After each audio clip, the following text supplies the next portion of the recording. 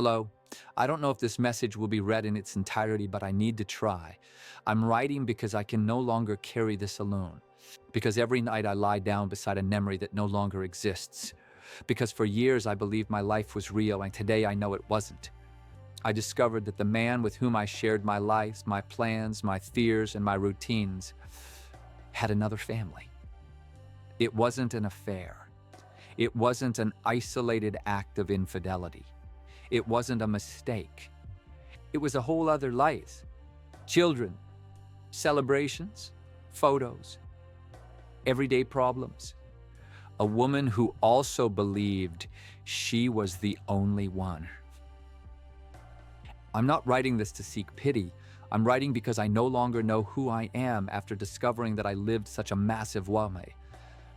I ask one thing. If you decide to share my story, please keep my name anonymous. And if someone listens to this and feels identified, leave an anonymous name in comments. I don't want to feel like I'm the only one who went through something like this. If you're listening to this right now, I want you to breathe with me for a moment, because this is not a fast story. It's not an anecdote. It's not gossip. It's a confession. Today, we're going to step into the life of a woman who believed she knew the person she had let aside every night, and discovered that she was sharing her bed with a stranger. Stay until the end. And when it's over, if you feel something, leave it in the comments, even if it's just a made-up name. Because silence in stories like this hurts more. She begins by saying something very simple. It wasn't a perfect relationship, but it was real, or so I believed. And that sentence says everything. Because most great lies don't begin with drama. They begin with normality, routines, habits, days that repeat themselves. She had a life that, from the outside, looked stable. A partner. A home. Plans for the future. Conversations about someday, nothing extraordinary, nothing suspicious. And that is important to understand. Because many people, when they hear stories like this, ask, how did she not realize? Didn't she see the signs? But almost no one asks the more honest question. Why would she have suspected anything? The everyday life that reassured her. She describes the mornings, waking up, making coffee, exchanging tired glances. There were brief kisses, messages during the day, quick phone calls. Nothing excessive, nothing like a movie romance, but enough to feel that she wasn't alone. He worked a lot. That had always been the case. And she, like many women, learned not to question someone else's exhaustion too much, because we were taught to understand, to support, not to be difficult. I want you to ask yourself this question in silence. How many times have you justified the behavior of someone you love just to avoid discomfort? Because that's where, many times, everything begins. 19 for White, the absences that seemed normal. He didn't always answer the phone. Sometimes it took hours. Sometimes he said he couldn't talk. There were unexpected trips, changes of plans, weekends that fell apart at the last minute, but he was never rude, never completely cold. He always had an explanation. And explanations, when you want to believe, always seem sufficient. 19 for White, trust as an act of love. She says something I want you to listen to carefully. I trusted. And I trusted because loving, for me, meant that. And here there is something very deep. Trusting is not being naive. Trusting is choosing not to live in a constant state of alert. And that should not be punished. Nights in silence. There were nights when he arrived late. She was already asleep. Or pretended to be. Sometimes he slipped into bed without saying a word. Sometimes he kissed her on the forehead. She remembers that gesture with pain because now she asks herself, who was he thinking about when he kissed me? 19 for white. Second reflection. Discovering a double life doesn't just break trust, it breaks memories. It forces you to go through them one by one, searching for which ones were real and which were a performance. Memories that now hurt. Saved photos, old messages, voice notes. Everything looks different once you know the truth.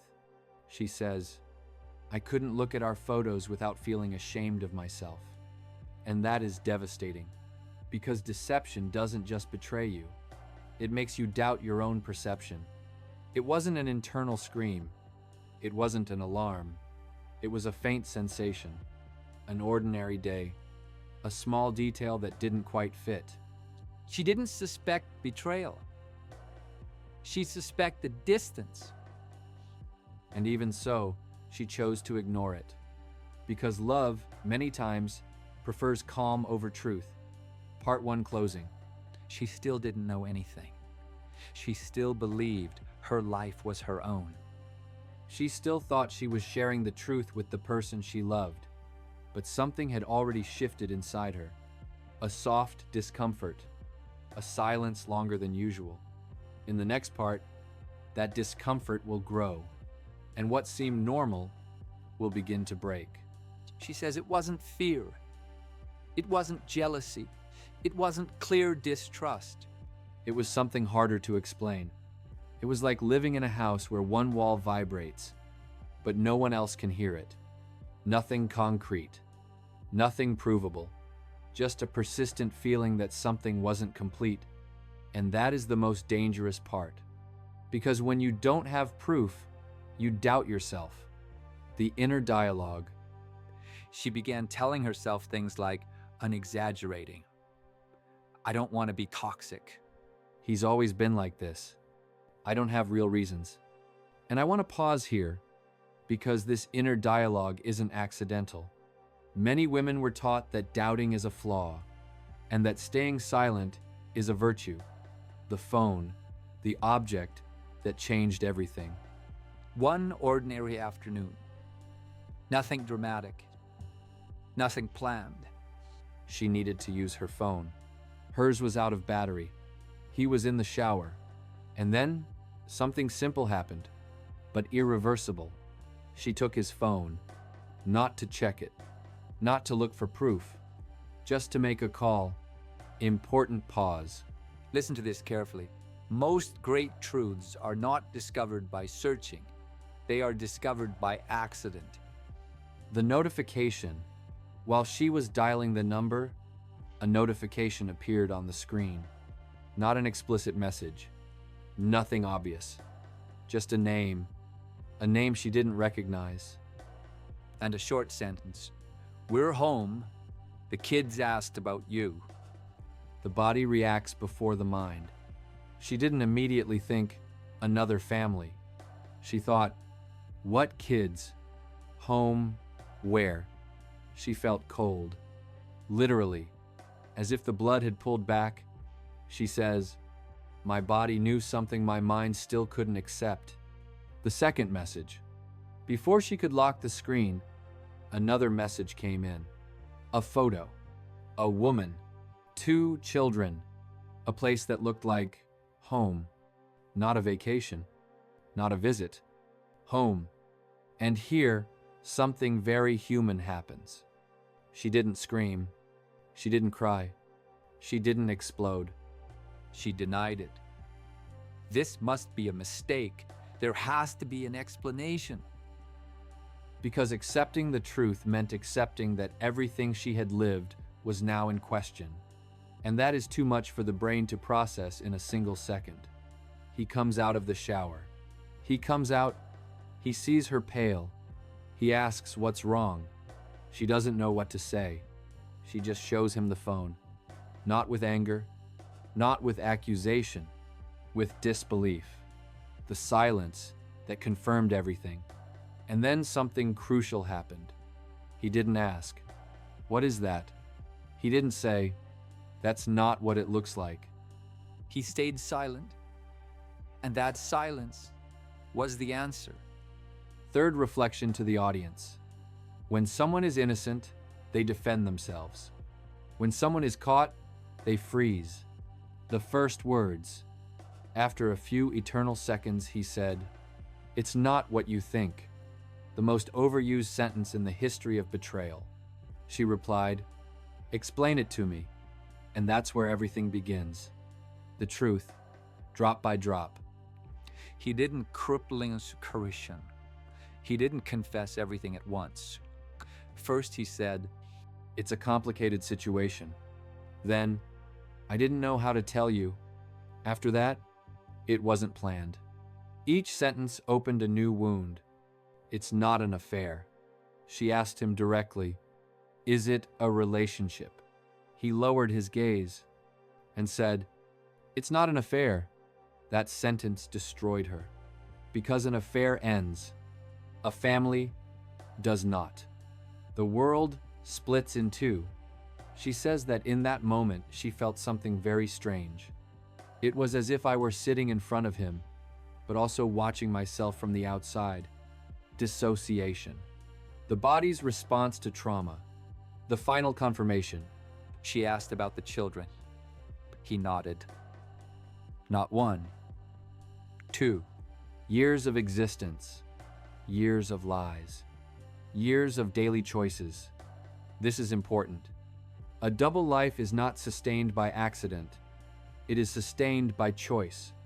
The most painful sentence. She asked him, "Did you ever love me?" He replied, "Yes, in my own way." And that sentence carries weight because it invalidates, because it confuses, because it repairs nothing. That night, they did not sleep together. She sat on the couch until dawn, staring at the wall, feeling her identity crumble. Fifth, reflection to the audience. When you discover a truth like this, you don't just lose a partner. You lose the version of yourself that trusted, the story you told, the future you imagined. Closing, she already knew. There was no more doubt. There was no more denial. But she still didn't understand the true magnitude of the lie. That comes later, because discovering is only the beginning. In the next part, we will enter the full double life. Into how someone can split themselves in two and lie without collapsing, waking up the next day. She says the strangest part wasn't the night of the discovery. It was the morning after. Waking up in the same house, hearing the same sounds, seeing the same objects, but everything felt false. It was like waking up on a stage after the lights go out. Nothing had changed physically, but emotionally, everything was broken. The brain searches for order. The human brain needs meaning, and when a truth is too big, it tries to reorganize the past. She began to recall moments, dates, trips, absences. Not to punish herself, but to understand. The lying calendars. She mentally reviewed years, Christmases, birthdays, complicated weekends. And she realized something devastating. There was never a single moment when I was the only one. There was always another life happening in parallel. The first major internal break, here something very important happens. She didn't only get angry with him, she got angry with herself. How did I not see it? How was I so naive? And I want to say this clearly. The guilt the victim feels is a consequence of the deception, not proof of weakness. Living with a stranger. She tried to talk. She wanted to explain. She agreed to listen. Not because she believed his words, but because she needed to understand what kind of person she had been living with. Explanations that don't repair. He said things like, "I never meant to hurt you. Things just happened. I didn't know how to get out." Soft phrases, almost careful, but empty, because none of them explained why he never chose the truth. Gaslighting disguised as calm. Here, something very dangerous happens. He began to minimize. It's not like you meant nothing. We weren't living a total lie. I was confused. They're confused for years. That is not confusion. That is control. When someone lies to you for a long time and then tries to soften it, they're not seeking understanding. They're seeking to ease their guilt. The other woman, the invisible one, she asked about the other woman. Not with hatred, with deep sadness. Does she know about me? The answer was, not completely. And that sentence hurt differently, because she wasn't the only one deceived. The other woman was too. Two lives sustained by the same silence. Humanizing the damage, here something very powerful happens. She says, "For the first time, I didn't feel special. I felt interchangeable." And that breaks something very deep. The moral dilemma. She asked herself, do I stay and destroy another family? Or do I leave and carry everything alone? Neither option was fair. Neither was light. Third reflection. When someone creates a double life, they leave others with the responsibility of cleaning up the wreckage. The invisible grief. She didn't lose just a partner. She lost the version of him she believed she knew, the story she told with pride, the security of her own intuition. And that grief is not always understood from the outside. Loneliness in company. They continued living under the same roof, but they didn't touch. They didn't look at each other the same way. Silence grew heavy. Fourth reflection to the audience. Being alone while someone is right beside you is one of the most painful experiences. The moment of inner truth. One night, she looked at herself in the mirror, and she didn't recognize herself. I saw a woman who was tired, broken, but I also saw someone who could no longer keep pretending. Closing. She understood something fundamental. She could not rebuild a relationship based on years of lies, but she still didn't know how to rebuild herself. That comes later, because healing is not immediate, and deciding isn't either. In the next part, we will enter the loss of identity, the fractured self-esteem, and the hardest question of all, who am I now? She says there was one very specific moment. It wasn't an argument. It wasn't a new revelation. It was an ordinary day. She looked at herself in the mirror and didn't know who was there. I didn't recognize myself. Not because I had changed physically, but because I no longer knew which part of me was real. And that feeling is devastating. Because when someone lives inside a lie for years, the lie doesn't stay outside. It gets inside. A fractured identity. She began asking herself things she had never questioned before. Was I enough? Was I ever truly chosen? Or was I just a convenient option? Questions that don't seek answers. They seek meaning. A key reflection for the audience. When a betrayal is this deep, it doesn't just break the relationship. It breaks the story you tell yourself about who you are. Revisiting the years. One by one, she started mentally revisiting every stage of her life with him. Happy moments, difficult moments, and something hit her hard. None of it was false, but none of it was complete either. And living with that ambiguity hurts, because you can't hate everything, but you also can't embrace it. Self-esteem in silence. Here, something is said that rarely gets spoken out loud. She didn't feel ugly. She didn't feel uninteresting. She felt replaceable.